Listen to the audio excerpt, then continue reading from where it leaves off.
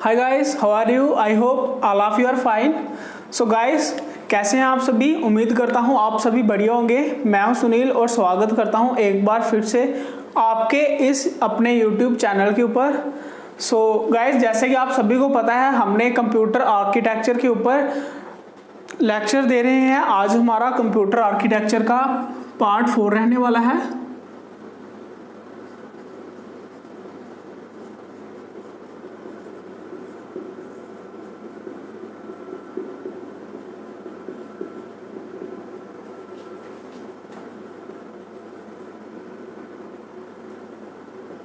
So guys, उम्मीद करता हूँ आप सभी को सारे के सारे लेक्चर बहुत ही फायदे में रहे होंगे। ठीक है, फायदेमंद रहे होंगे उनके लिए भी जो पहली बार कंप्यूटर सेक्शन को कर रहे हैं, और उनके लिए भी जिन्होंने पहले से पढ़ रखा है, उनको भी एक बार फिर से डीप में जाने का मौका मिला। और उम्मीद यही करता हूं कि सभी को अच्छे से समझ आया होगा।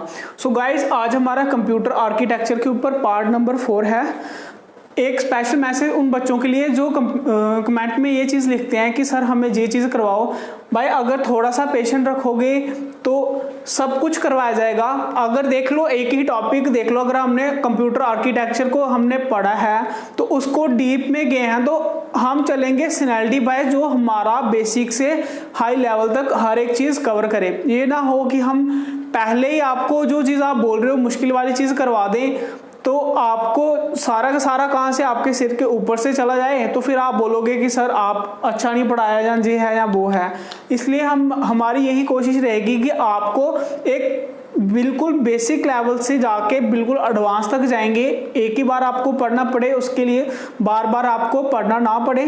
ठीक है, क्योंकि कुछ लोग जो पढ़ रहे हैं कॉम्पिटिटिव की एग्जाम के लिए तैयारी कर रहे हैं, तो ये तो है नहीं है कि उन सभी ने पहले से कंप्यूटर पढ़ रखा है। कईयों के तो सब्जेक्ट भी नहीं होंगे कंप्यूटर, तो हमें सभी को साथ लेके चलना पड़ता है। ठीक है, तो आप सिर्फ हम जो पढ़ा रहे हैं उसके साथ साथ चलते रहिए। आपको बिल्कुल भी ऐसा नहीं होगा कि आपका टाइम वेस्ट हो रहा है, बिल्कुल आपको अच्छे तरीके से यहाँ पे पढ़ाया जाएगा। ठीक है, सो गाइस, पिछली क्लास में हमने लॉजिक गेट्स पढ़े थे। जैसे कि आप सभी को मैंने बताया था कि किसी भी आईसी का सबसे स्मॉलेस्ट यूनिट या किन चीजों से बनता है, तो वो आते थे आपके लॉजिक गेट्स। ठीक है, और जब काफी सारे लॉजिक गेट्स मिलते थे तो ये क्या बनाते थे? ये बनाते थे एक फ्लिप फ्लॉप। फ्लिप फ्लॉप क्या होता है, मैंने आपको पहली क्लास में पहले से ही बता दिया होगा कि ये एक सिंगल बिट डाटा स्टोर करता है। बिट क्या होता है? बाइनरी डिजिट, चाहे या तो वो 0 होगा या तो 1। कल डिटेल से बताया था कि 0 और 1 की लैंग्वेज समझता है कंप्यूटर। तो एक फ्लिप फ्लॉप में सिंगल बिट डाटा स्टोर होता है, या तो वो 0 होगा या तो वो 1 होगा। 0 1 भी बताया था आपको किस तरह से होता है। वो इलेक्ट्रिसिटी जो आप प्रोवाइड करते हो, उन्हीं इलेक्ट्रिकल सिग्नल से ही आपका 0 और 1 होता है। और जब काफी सारे फ्लिप फ्लॉप मिल जाते हैं, सेट ऑफ फ्लिप फ्लॉप, तो आपका क्या बनता है? एक रजिस्टर। और जब सेट ऑफ रजिस्टर जब मिलते हैं तो आपका क्या बनता है? मान लीजिए आपका सीपीयू था। सीपीयू का जो थर्ड टाइप था, जिसको आप मेमोरी यूनिट बोलते हो, वो ही सेट ऑफ रजिस्टर से बनता है।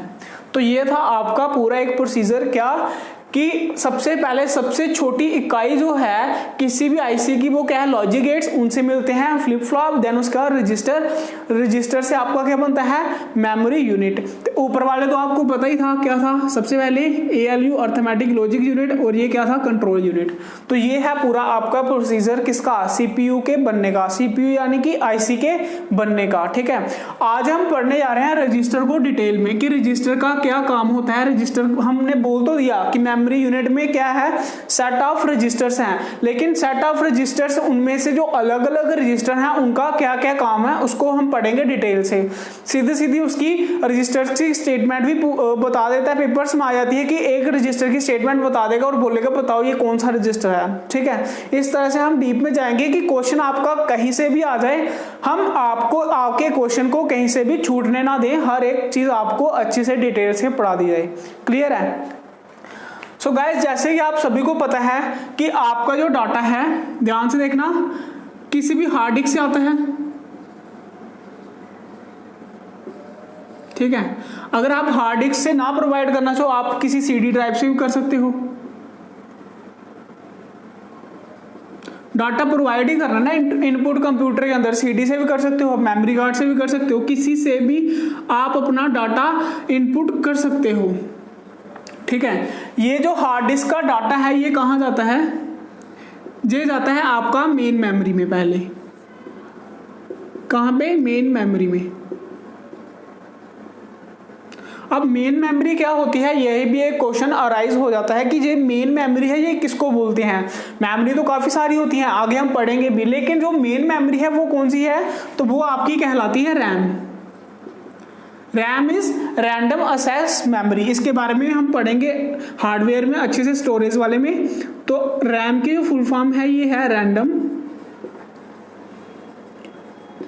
Access memory. क्लियर है, ठीक है, ये है आपकी full form random access memory, RAM की जो आपकी मेन मेमोरी है। तो हमारा प्रोसीजर क्या था कि कोई भी हार्ड डिस्क या मेमोरी कार्ड से जो आपकी डाटा आता है वो सबसे पहले कहाँ जाता है, रैम में, यानी कि मेन मेमोरी में। मेन मेमोरी आगे प्रोवाइड करता है कहाँ पे, सीपीयू के अंदर। फिर इस सीपीयू के अंदर आता है एज ए इनपुट, यहां पे क्या होती है इसकी प्रोसेसिंग। प्रोसेसिंग होने के बाद आपको एक आउटपुट मिलता है। ठीक है, वो कहां पे आपका मॉनिटर के ऊपर शो होता है। यही प्रोसीजर बताया था, पहले रैम नहीं आती थी, मतलब पहले जो प्रोसीजर बताता था यही था कि इनपुट के थ्रू सीपीयू में आउटपुट, ये तो आपका बेसिक था। लेकिन जो हम डिटेल में जाएंगे उसको, तो डिटेल में जाने के बाद हमें पता चला कि मेमोरी सबसे पहले आ रही है, जो डाटा आ रहा है वो सबसे पहले मेन मेमोरी यानी कि रैम में आ रहा है, उसके बाद सीपीयू में, देन उसके बाद मॉनिटर में। ठीक है, जो आपको एज ए आउटपुट इंफॉर्मेशन के रूप में आपको मॉनिटर के ऊपर दिखाता है। क्लियर है, यहां तक सभी को पता चल गया। अब जब ये यहाँ पे मेन मेमोरी से डाटा सीपीयू के अंदर आया, इसके अंदर जो प्रोसेसिंग हो रही है, ये किस तरह से डाटा जाता है, कहां कहां रखा जाता है, इसको कहां कहां स्टोर होता है, वो सारा का सारा काम कौन करता है, मेमोरी यूनिट यानी कि सेट ऑफ रजिस्टर्स। वही सेट ऑफ रजिस्टर्स हम पढ़ेंगे यहां पे। आई होप यहां तक आप सभी को अच्छे से डिटेल से पता चल गया होगा। अभी हम पढ़ते हैं इसी डायग्राम को, आगे सीपीयू को खोलेंगे और इसी डायग्राम को आगे करते जाएंगे। ठीक है, आप जिस तरह से मैं आपको करवा रहा हूं इसी तरह से आपने क्या करना है, इसके नोट्स अच्छी तरह से बनाने हैं, ताकि आपको साथ ही साथ आपको भी याद होता जाए और अंडरस्टैंडिंग होती जाए। यहां तक क्लियर है। अभी इसको मैं मिटा के अब इसी डायग्राम को फिर से सीपीयू को अलग से बताऊंगा कि किस तरह से होता है। ठीक है,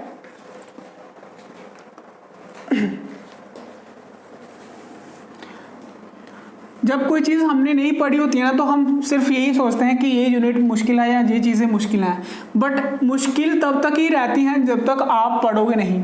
ठीक है, जब तक आपको किसी चीज़ के बारे में पता नहीं होगा वो हर एक चीज़ आपके लिए क्या रहेगी, मुश्किल ही रहेगी। बट जब आप उस चीज़ को, कोई आपको अच्छे से कहीं से मटेरियल मिल जाता है या आप उसको अच्छे से पढ़ लेते हो, भाई बुक्स पे हर एक चीज़ लिखी हुई मिलेगी आपको, बट आप कभी भी उससे पढ़ नहीं सकते। क्यों? क्योंकि बुक काफ़ी सारी जगह पे आपको रिटर्न में मिल जाता है, बट जब उसको आप प्रैक्टिकली आपको कोई समझाए ना, ठीक है, प्रैक्टिकली आपको टीचिंग ना करवाए, तब तक आप उसको अच्छे से समझ नहीं सकते हो। हमारा मेन मोटो यही रहता है कि आपको चीज़ें डीप तक पढ़ाई जाएं, बेसिक से, कि ये चीज़ें होती क्या हैं, कैसे हैं और बनती कैसे हैं, इसके अंदर क्या क्या होता है, वही चीज़ आपको पहले बेस स्ट्रॉन्ग किया जाए, फिर ही आपको एडवांस लेवल तक जाए। अब देखो हम क्या चीज पढ़ रहे हैं, कंप्यूटर के अंदर सिस्टम यूनिट, कैबिनेट का सिस्टम यूनिट, उसके अंदर मदरबोर्ड था, मदरबोर्ड के अंदर ही एक लगा हुआ था सीपीयू के अंदर क्या था,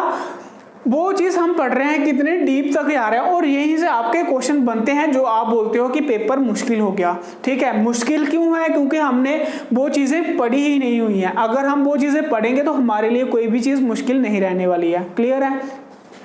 तो चलिए अब हम पढ़ते हैं इसको, रजिस्टर को अच्छी तरह से। ठीक है, कि रजिस्टर किस तरह से हमने करने हैं।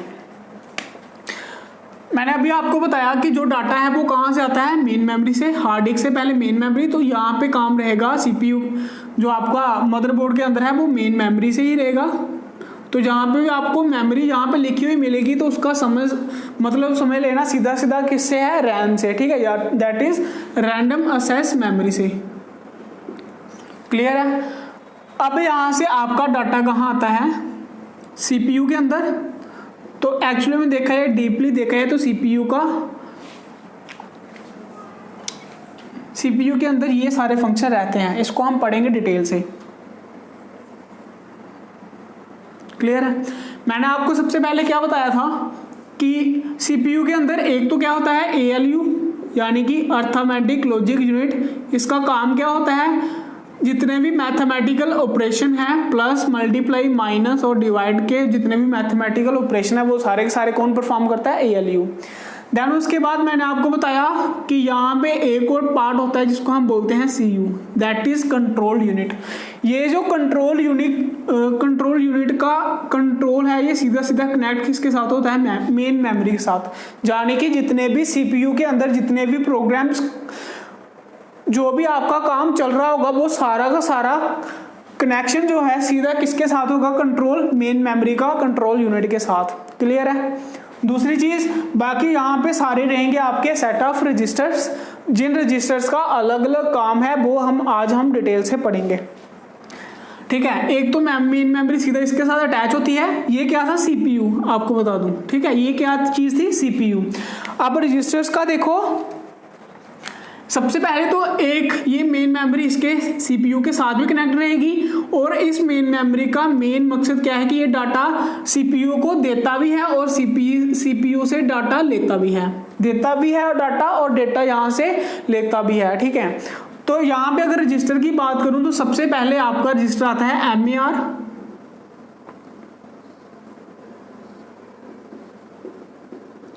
इसको मेमोरी एड्रेस रजिस्टर बोलते हैं। क्या बोलते हैं, मेमोरी एड्रेस रजिस्टर। इसको भी हम डिटेल से पढ़ेंगे, पहले आप देखते जाओ इसको। ठीक है? एक आएगा MER, देन उसके बाद आता है आपका MDR,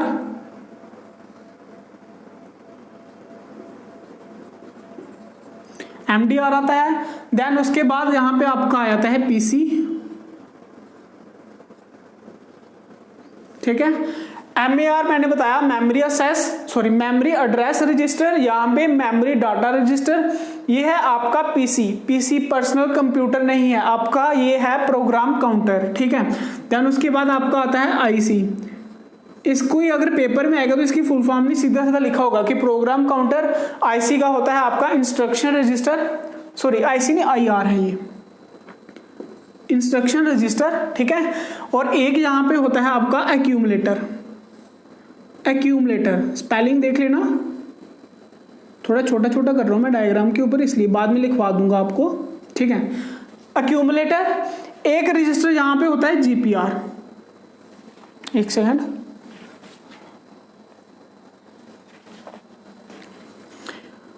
बोर्ड पे पढ़ने का यही फायदा होता है कि हर एक चीज आपको प्रैक्टिकली दिख जाती है। ठीक है? साथ साथ आप भी लिखोगे, आप भी बनाओगे, आपको भी अच्छे से पता चल जाएगा। जहां पे मिलता है आपको एक GPR। ठीक है? GPR यानी कि जर्नल प्रोसेस रजिस्टर। क्या? GPR का मतलब जर्नल प्रोसेस नहीं, पर्पस, जर्नल पर्पस रजिस्टर। ठीक है? तो ये आपको किस फॉर्म में मिलता है, R0।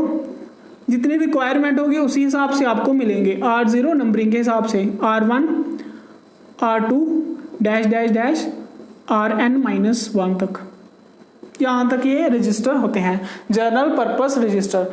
तो ये है आपके पूरे सेट ऑफ रजिस्टर्स। क्या क्या? पहले आएगा आपका मेमोरी एड्रेस रजिस्टर, फिर मेमोरी डाटा रजिस्टर, फिर आपका प्रोग्राम काउंटर, देन उसके बाद आएगा आपका इंस्ट्रक्शन रजिस्टर, देन उसके बाद एक्यूमुलेटर, और ये क्या है, जनरल पर्पस रजिस्टर। ये सारे के सारे क्या है, रजिस्टर्स, और ये सारे के सारे रजिस्टर्स मिलके आपका क्या बनाते हैं, मेमोरी यूनिट, जो आपका थर्ड पार्ट था सीपीयू का। आई होप यहाँ तक आपको अच्छे से समझ आ गई होगी, यहाँ तक तो कोई कंफ्यूजन नहीं रहने वाली है। अभी हम क्या करेंगे, इन सभी के बारे में डिटेल से एक एक पढ़ेंगे कि इन अलग अलग जो रजिस्टर हैं इनका क्या क्या काम होगा। क्लियर है? इसको अच्छे से डायग्राम बना लो पहले तो।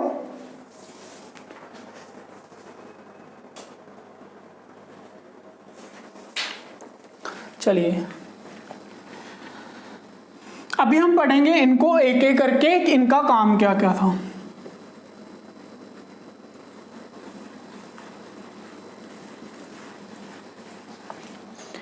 रजिस्टर में सबसे पहले हेडिंग डाल दीजिए आप एक्यूमुलेटर की। ठीक है, यहां पे पहले लिख लो हेडिंग रजिस्टर्स नेम।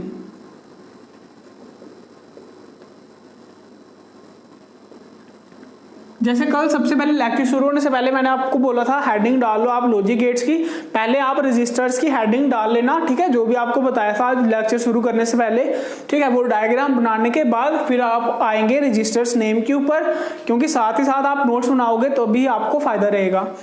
तो रजिस्टर नेम एक एक करके हम पढ़ेंगे। सबसे पहले हम डाल लेते हैं हेडिंग एक्यूमुलेटर की।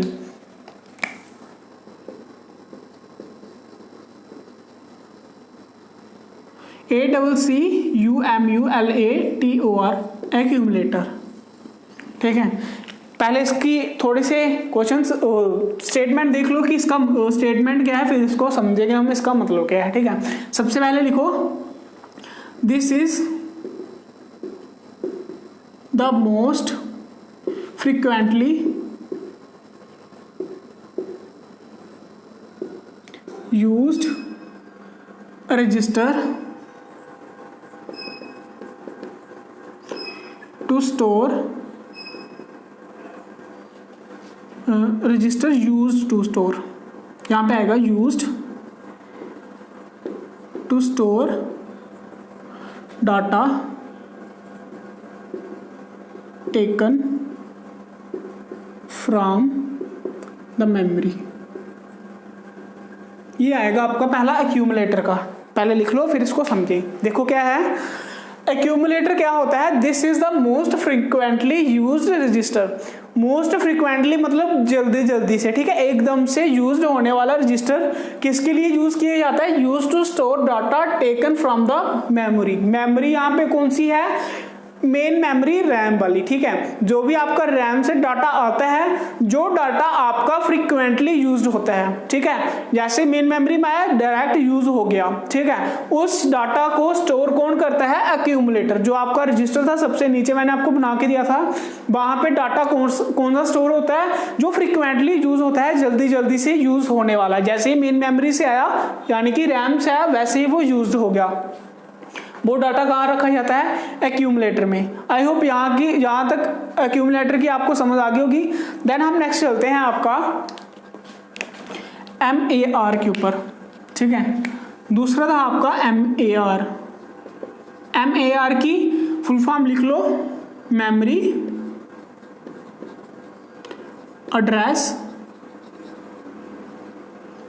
एड्रेस रजिस्टर, ठीक है। इसके बारे में लिखो फिर इसको भी समझाते हैं। इसका लिखोगे it holds the address of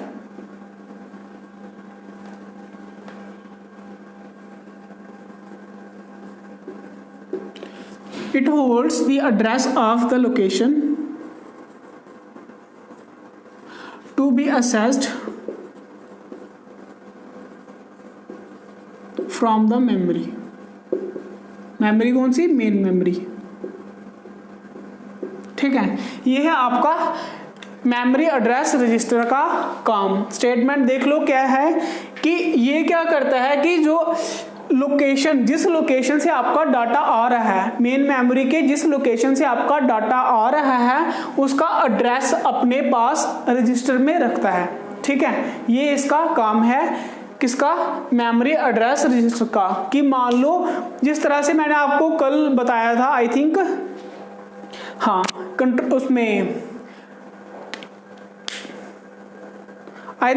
शायद क्लास में मैंने बताया था कि कंट्रोल यूनिट का काम क्या होता है। देन उसके बाद मैंने आपको बताया था मेमोरी यूनिट का काम क्या होता है, मुझे याद नहीं आ रहा, एक चीज आपको बताई थी उसमें बताया था, चलो ठीक है, इसमें भी आप देख लो कि क्या होता, हाँ आ गया याद। बस में बताया था ना कौन कौन सा, एक कंट्रोल बस थी, एक एड्रेस बस थी, और एक कौन सी थी, डाटा बस, ठीक है। तो कंट्रोल बस में क्या होता था, आप सब जो भी चीज हो रही है उसके सभी का कंट्रोल। दूसरा आपका डाटा बस में क्या था कि डाटा को ले जाना, और एड्रेस बस में क्या था कि आपका जिस एड्रेस से लेके आ रहे हैं उस एड्रेस का पता होना किसके पास, एड्रेस बस के पास। सेम टू सेम प्रोसीजर इसके अंदर भी है आपका मेमोरी यूनिट के अंदर। जो सेट ऑफ रजिस्टर्स हैं एक्यूमुलेटर में, कौन सा डाटा जो फटाफट से एकदम से यूज होने वाला फ्रीक्वेंटली यूज डाटा वो रखा जाता है, ठीक है, जो सीधा आगे यूज होता है। उसके बाद MAR में क्या है, जो डाटा आ रहा है उसका एड्रेस, कहाँ से वो आ रहा है, वो कहाँ रजिस्टर है, मेमोरी एड्रेस रजिस्टर के अंदर, यानी कि MAR के अंदर, ठीक है। अभी नेक्स्ट स्टेप है आपका MDR। क्या? MDR फुल फॉर्म क्या है इसकी? मेमोरी डाटा रजिस्टर, ये है, ठीक है। इसकी फुल फॉर्म देख लो, सॉरी स्टेटमेंट देख लो। इसकी स्टेटमेंट क्या आएगी इसकी? It contain data to be written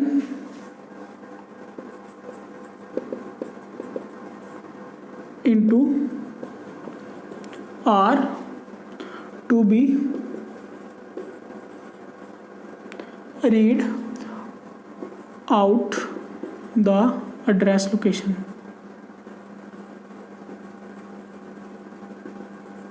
ठीक है, ये स्टेटमेंट है इसकी। क्योंकि स्टेटमेंट इसलिए लिखवा रहा हूँ, सीधी सीधी स्टेटमेंट से पूछ लेते हैं कि ये कौन से रजिस्टर की स्टेटमेंट है, ठीक है। तो MDR से क्या था?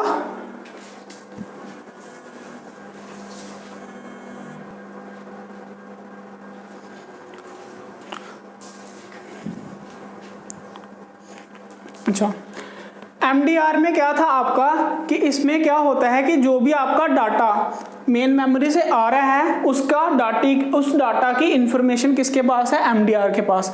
ये ऊपर वाले उसके एड्रेस की इंफॉर्मेशन है और ये उसके डाटा की इंफॉर्मेशन है। आपको एक एग्जांपल के साथ बताता हूँ। मान लीजिए आपके घर में पोस्ट आती है कोई, ठीक है, पत्र आता है, कोई लेटर आता है, ठीक है। तो वो क्या करते हैं कि आपके घर में जितने भी लेटर आते हैं वो लेटर बॉक्स में डालते हैं, ठीक है। आपने उस लेटर बॉक्स से, मान लीजिए काफी सारे लेटर बॉक्स हो गए हैं, आपने क्या करना है, वहां से लेटर एक एक करके निकालना है। पहले एक लेटर निकाला, पहले देखा कि वो कहाँ से आया है, ठीक है, वो कहाँ पे डाल दिया? अपने मेमोरी एड्रेस रजिस्टर में। दूसरा, उसमें लिखा क्या हुआ है वो आपका किस में आएगा? मेमोरी डाटा रजिस्टर में। ये दो काम है। क्या क्या? पहले एक मेमोरी एड्रेस रजिस्टर यानी कि इसमें कि कहां से आया है उसका पता होगा। दूसरा क्या? मेमोरी डाटा रजिस्टर कि उसमें क्या लिखा हुआ है वो डाटा। आई होप इस एग्जांपल से आप सभी को पता चल गया होगा कि MAR और MDR में क्या क्या काम है, दोनों रजिस्टर में क्या है, ठीक है। रजिस्टर, मान लो कोई आपने रजिस्टर लगाया हुआ है, आपने एक लेटर उठाया, उसका पता क्या है वो आपका आ जाएगा MAR में, उसमें लिखा क्या है वो आएगा आपका MDR में। आई होप कंसेप्ट समझ आ गया होगा आपको, ठीक है। तो बढ़ते हैं हम नेक्स्ट रजिस्टर की तरफ। इसको मैं मिटा रहा हूं, ठीक है।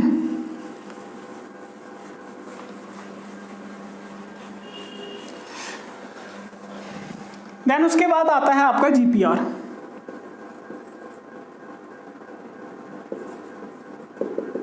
GPR का क्या है? एक सेकंड। GPR का आपका journal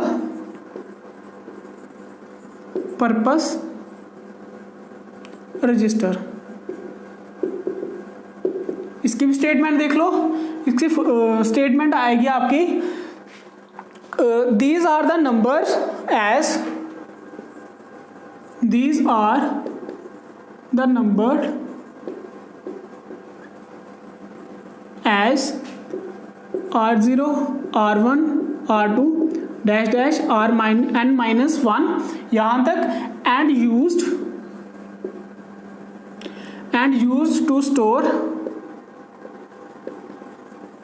temporary data during ongoing operation।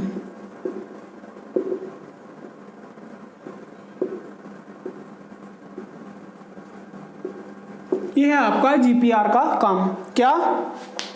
Journal purpose register में क्या है कि वो डाटा जो आपका टेम्परेरी है, मतलब आपने यूज तो करना है बट उसको कहीं बाद में यूज करना है। आपने रैम से ले लिया है डाटा बट उसका यूज बाद में है, ठीक है, कब है पता नहीं है। टेम्परेरी डाटा को स्टोर करने के लिए, तभी तो मैंने आपको बोला ना कि 01 02 कि इसमें अलग से डाटा, इसमें अलग से, जितने आपको चाहिए उतने उस हिसाब से आपके नंबर लगे होते हैं। टेम्परेरी डाटा को वो डाटा कि जो, जैसे आपको लेटर बॉक्स के लिए बोल दिया ना कि जो तो आपका अभी पता है आपको कि इसके बाद हमने ये यूज करना है, ठीक है, वो आपको आगे बताऊंगा, ठीक है। जैसे फ्रीक्वेंटली अगर आपको इस लेटर का रिस्पॉन्स देना है तो पहले वो कहाँ पे आएगा? एक्यूमुलेटर के, बाकी आप कहाँ डालते जाओगे? GPR के अंदर। क्लियर है यहाँ तक? ठीक है, जो भी आपके लेटर के हैं वो आप रजिस्टर के ऊपर नोट कर करके कहाँ डालोगे, जीपीआर के अंदर। ठीक है, यहाँ तक समझ आ गया। अभी नेक्स्ट देखो आपका क्या क्या बच गया, पीसी। पीसी का क्या था, ये आपका फोर्थ था, अभी फिफ्थ पे पीसी यानी कि प्रोग्राम काउंटर। प्रोग्राम काउंटर का क्या है, इसका भी लिखो पहले। It holds the address, it holds the address, it hold the address of next upcoming instruction to the CPU. ठीक है, आपका पीसी प्रोग्राम काउंटर में क्या काम है इसका, रजिस्टर का, कि ये क्या करता है कि जो आगे डाटा यूज होना है, ठीक है, उसका उस इंस्ट्रक्शन को अपने अंदर होल्ड करके रखता है कौन, प्रोग्राम काउंटर। ठीक है, मान लीजिए जैसे आप रिसेप्शन के ऊपर कोई आपने कोई बंदा बिठाया हुआ है, ठीक है, उसके पास सारा कुछ पता रहता ना कि कोई आगे, इसके आगे किसका नंबर है, इसके आगे किसने काम करना है। ठीक है, तो बस इसके अंदर वही डाटा स्टोर रहता है कि जिस डाटा को आगे प्रोसेस करना है। ठीक है, सीरियल वाइज लगा हुआ है ना कि अब आपको पता है कि अब कौन सी डाटा की टर्न है वो किसके अंदर स्टोर है, पीसी के अंदर, कि अभी आपने ये वाला लेटर उठाना है तो उस डाटा की जो वो वाला डाटा होगा वो किसके अंदर होगा, आपका पीसी के अंदर। ठीक है, एक और लिख लो, कौन सा था आपका, आईआर यानी कि इंस्ट्रक्शन रजिस्टर, इंस्ट्रक्शन रजिस्टर। इसका काम क्या है, इसको भी लिख लो पहले। It hold the instruction,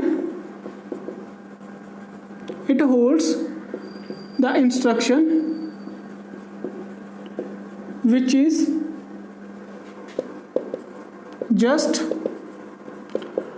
to be executive, ये है। ठीक है, तो ये थे आपके सारे रजिस्टर। इसका क्या काम है, इंस्ट्रक्शन रजिस्टर वो वाले जिस डाटा का काम चल रहा है, ठीक है, जिस डाटा की प्रोसेसिंग हो रही है उस डाटा को होल्ड करके रखता है कौन सा, इंस्ट्रक्शन रजिस्टर। अब आप सभी को सारे के सारे रजिस्टर्स का पता चल गया होगा कि कौन कौन से रजिस्टर का क्या क्या काम है। सबसे पहले कौन सा आया था आपका, एमएआर यानी कि वो जो डाटा का एड्रेस अपने पास रखता है। दूसरा उसके बाद आया था एमडीआर का क्या काम था, उस डाटा का मतलब अपने पास डाटा को रखना। ठीक है, उसके बाद कौन सा आया था, जीपीआर, नंबरिंग वाइज जो टेम्पररी डाटा है उनको स्टोर करके रखना। ठीक है, उसके बाद आपका क्या आया था, पीसी प्रोग्राम काउंटर। इसका क्या था, जो भी आपका एड्रेस है जो आगे यूज होगा, जिसको आगे प्रोसेस करना है उसको रखना। इंस्ट्रक्शन रजिस्टर का क्या है कि जो डाटा ऑनगोइंग है, जो ऑपरेशन चल रहा है ना, उसका हिसाब किताब अपने पास रखना। बस आप अपनी लोकल लैंग्वेज में ये समझ सकते हो। ठीक है, सो गाइस ये था आपका कंप्यूटर आर्किटेक्चर का पूरा कंसेप्ट। आई होप सभी को अच्छे से समझ आई होगी और काफी सारा आपको फायदा भी मिला होगा। सो गाइस नेक्स्ट क्लास में हम कोशिश करेंगे कि इसके एमसीक्यू लाएं। ठीक है, और साथ ही साथ अगर आपको अब इस टॉपिक में कोई आपको लग रहा होगा कि इसी टॉपिक के ऊपर डाउट, वो हमें कमेंट सेक्शन में बताइए ताकि हम उसको नेक्स्ट क्लास में, क्वेश्चन वाली क्लास में आपको वो डाउट डिस्कस करवा दें। ठीक है, याद रहे जो भी आपका डाउट है इसी के रिलेटेड होगा तो ही मजा रहेगा। ठीक है, तो साथ ही साथ हम कोशिश करेंगे नेक्स्ट क्लास में आपको इसके मल्टीपल चॉइस क्वेश्चन, ताकि आपने जो चीज पढ़ी है आप उसके क्वेश्चन भी देखें, आप खुद भी देखो आगे पीछे की बुक में कि इसके रिलेटेड क्वेश्चन आपसे हो रहे हैं या नहीं हो रहे हैं। अगर तो हो रहे हैं तो आप समझ लेना कि आप अच्छी तरह से आपने इसको समझ लिया है। ठीक है, तो सो गाइस मिलते हैं आपको नेक्स्ट क्लास में, तब तक के लिए धन्यवाद, bye bye and God bless you.